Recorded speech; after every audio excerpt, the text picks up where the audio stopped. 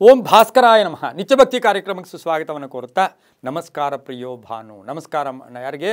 ಭಾಸ್ಕರನಿಗೆ ನಮಸ್ಕಾರ ಬಹಳ ಇಷ್ಟ. ಆದರೆ ನಮಸ್ಕಾರ ಅಂತಕ್ಕಂಥದ್ದು ನಾವು ದೇವರಿಗೆ ಮಾಡ್ತೀವಿ, ಹಿರಿಯರಿಗೆ ಮಾಡ್ತೀವಿ, ಗುರುಗಳಿಗೆ ಮಾಡ್ತೀವಿ, ಮೇಲಧಿಕಾರಿಗಳಿಗೆ ಮಾಡ್ತೀವಿ, ಉನ್ನತ ಸ್ಥಾನದಲ್ಲಿರ್ತಕ್ಕಂಥವ್ರಿಗೆ ಮಾಡ್ತೀವಿ, ಆಧ್ಯಾತ್ಮಿಕ ಗುರುಗಳಿಗೆ ಮಾಡ್ತೀವಿ, ಜ್ಞಾನ ಪಿಪಾಸುಗಳಿಗೆ ಅಂದರೆ ನಾವೇನಾಗಿರ್ತೀವಿ ಜ್ಞಾನವನ್ನು ಬೇಕು, ಜ್ಞಾನ ಅಂತಕ್ಕಂಥವ್ರಿಗೂ ನಮಸ್ಕಾರ, ಗಿಡ ಮರಗಳಿಗೆ ನಮಸ್ಕಾರ ಮಾಡ್ತೀವಿ, ಪ್ರಕೃತಿಗೆ ನಮಸ್ಕಾರ ಮಾಡ್ತೀವಿ, ಗಂಗೆಗೆ ನಮಸ್ಕಾರ ಮಾಡ್ತೀವಿ, ಸರ್ವ ವಿಧದಲ್ಲೂ ಕೂಡ ಆ ಭಗವಂತನ ಸ್ವರೂಪಕ್ಕೆಲ್ಲ ನಮಸ್ಕಾರ ಮಾಡ್ತೀವಿ. ಆದರೆ ನಮಸ್ಕಾರಗಳಲ್ಲಿ ಬಹಳ ಬೇಗ ಭಗವಂತನ ಕೃಪೆಗಿರ್ಬೋದು ಅಥವಾ ಆ ನಮಸ್ಕಾರದಿಂದ ಅದೃಷ್ಟ ಕೂಡಿ ಬರ್ತಕ್ಕಂಥ ನಮಸ್ಕಾರಗಳಲ್ಲಿ ಬಹಳ ವಿಶೇಷವಾಗಿ ಇರ್ತಕ್ಕಂಥ ಎರಡು ನಮಸ್ಕಾರಗಳನ್ನು ಇಂದು ನಾವು ಪ್ರಸ್ತಾಪ ಮಾಡಿ ಅದರ ವಿಷಯವಾಗಿ ತಿಳ್ಕೊಳ್ಳೋಕೆ ಪ್ರಯತ್ನ ಪಡೋಣ. ಒಂದು ಪಂಚಾಂಗ ನಮಸ್ಕಾರ. ಪಂಚಾಂಗ ಅಂದರೆ ಪಂಚಾಂಗ ಇಟ್ಕೊಂಡು ನಮಸ್ಕಾರ ಅಲ್ಲ, ಪಂಚ ಅಂಗಗಳ ನಮಸ್ಕಾರ. ಪಂಚಾಂಗ ಅಂದಾಗ ನಮ್ಗೆ ತಕ್ಷಣ ಗೊತ್ತಾಗೋದೇನು, ನಮಗೆ ಪಂಚಾಂಗ ವರ್ಷದ ವಿಷಯಗಳನ್ನು ತಿಳಿಸ್ಕೊಳ್ತಕ್ಕಂಥದ್ದು, ತಿಥಿ ವಾರ ನಕ್ಷತ್ರ ಯೋಗ ಕರಣವನ್ನು ನಾವು ಪಂಚಾಂಗ ಅಂತೀವಿ. ಆದರೆ ಪಂಚ ಅಂಗಗಳ ನಮಸ್ಕಾರ ಅಂತ ಹೇಳ್ತೀವಿ.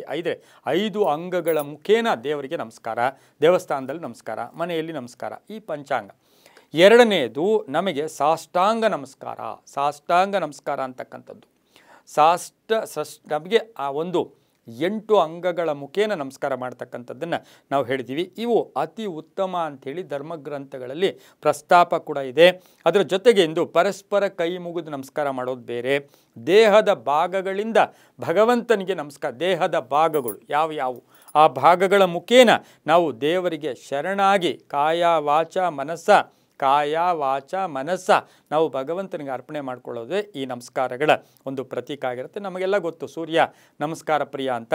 ಹಾಗೆ ಇವತ್ತಿನ ದಿವಸ ನಾವು ಗಿಡಗಳಿಗೂ ಹಾಗೆ ತಂದೆ ತಾಯಿಗಳಿಗೆ ಸಕಲವಿದ್ದಲ್ಲೂ ಎಲ್ರಿಗೂ ನಮಸ್ಕಾರ. ಇನ್ನು ಪಂಚಾಂಗ ನಮಸ್ಕಾರ ಅಂದಾಗ ಇದು ಕೇವಲ ಬಹಳ ವಿಶೇಷವಾಗಿ ಮಹಿಳೆಯರಿಗೆ ಸಾಕಷ್ಟು ಸಂಕಲ್ಪಗಳನ್ನು ಈಡೇರಿಸ್ಕೊಳ್ಳೋಕ್ಕೆ, ಮಹಿಳೆಯರಿಗೆ ಶುಭ ಆಗ್ತಕ್ಕಂಥಕ್ಕೆ, ಮಹಿಳೆಯರಿಗೆ ಪ್ರತ್ಯೇಕವಾಗಿ ಇದು ಪುರುಷರು ಮಾಡ್ಬೋದು, ಆದರೆ ಮಹಿಳೆಯರಿಗೆ ಇದು ಪ್ರತ್ಯೇಕ ನಮಸ್ಕಾರ. ಅದನ್ನೇ ಮಹಿಳೆಯರು ಮಾಡ್ಕೊಳ್ತಕ್ಕಂಥ ಪಂಚಾಂಗ ನಮಸ್ಕಾರ. ಈ ಪಂಚಾಂಗ ನಮಸ್ಕಾರ ಅಂದರೆ ಮೊಣಕಾಲು, ಅಂಗೈ, ಹಣೆ, ಮಡಚಿದ ಕೈಗಳು, ಇವನ್ನು ಮನಸ್ಸು ಕೂಡ ಒಂದು ಅಂಗ. ಈ 5 ಅಂಗಗಳ ಮುಖೇನ ಭಗವಂತನಿಗೆ ನಮಸ್ಕಾರ. ಮೊಣಕಾಲ ಮೇಲೆ ಕೂತು ಮೊಣಕಾಲಿನಿಂದ 2 ಕೈ ಜೋಡಿಸಿ ಕೈಯನ್ನು ನಾವು ಇಟ್ಟು ಹಣೆಯನ್ನು ನೆಲಕ್ಕಿಟ್ಟು ಮನಸ್ಸಿನ ಮುಖಾಂತರ ಹೊಟ್ಟೆ ಭಾಗ ಆ ಭೂಮಿಗೆ ತಾಕಬಾರ್ದು. ಇದು ಮಹಿಳೆಯರಿಗೆ ಬಹಳ ವಿಶೇಷವಾಗಿರ್ತಕ್ಕಂಥ ನಮಸ್ಕಾರ ಮಾಡಿದ್ದೆ ಆದರೆ ಆ ಭಗವಂತನ ಕೃಪೆ ಬೇಗ ಸಿಗತ್ತೆ ಅಂತ. ಅದನ್ನೇ ಪಂಚಾಂಗ ನಮಸ್ಕಾರ ನಾವು ಮಾಡ್ತೀವಿ, ಗಂಡಸರು ಮಾಡ್ತಾರೆ, ಎಲ್ಲರೂ ಮಾಡ್ತಾರೆ. ಆದರೆ ಇನ್ನು ಎರಡನೇದು ಬಂದು ನಾವು ಸಾಷ್ಟಾಂಗ ನಮಸ್ಕಾರ. ಈ ಸಾಷ್ಟಾಂಗ ಅಂದರೆ ತಲೆ, ಎದೆ, ಕಣ್ಣು, ಹಾಗೆ ಮನಸ್ಸು, ಅದ್ರ ಜೊತೆಗೆ ಬಾಯಿ, ನಮ್ಮ ಬಾಯಿ ಕೂಡ ಬರುತ್ತೆ, ಕಾಲು, ಕೈ, ಮೊಣಕಾಲು, ಇವು ಭೂಮಿಗೆ ಸಂಪೂರ್ಣವಾಗಿ ಅರ್ಪಣೆ ಮಾಡ್ತಕ್ಕಂಥ ನಮಸ್ಕಾರವನ್ನು ನಾವು ಇದನ್ನು ಧೀವತ್ ನಮಸ್ಕಾರ ಅಂತೂ ಕೂಡ ಕರಿತೀವಿ. ಜೊತೆಗೆ ಸಾಷ್ಟಾಂಗ ನಮಸ್ಕಾರ ಅಂತ ಕರಿತೀವಿ. ಆತ್ಮಶುದ್ಧಿಗೋಸ್ಕರ, ದೇಹ ಶುದ್ಧಿಗೋಸ್ಕರ ಇವಿಗೆ ಮಾಡ್ತಕ್ಕಂಥ ನಮಸ್ಕಾರವೇ ಇದಾಗಿರುತ್ತೆ. ಇದನ್ನು ಮಹಿಳೆಯರು ಮಾಡಬಾರ್ದು. ಸಾಷ್ಟಾಂಗ ನಮಸ್ಕಾರ ಮಹಿಳೆಯರು ಮಾಡಬಾರ್ದು.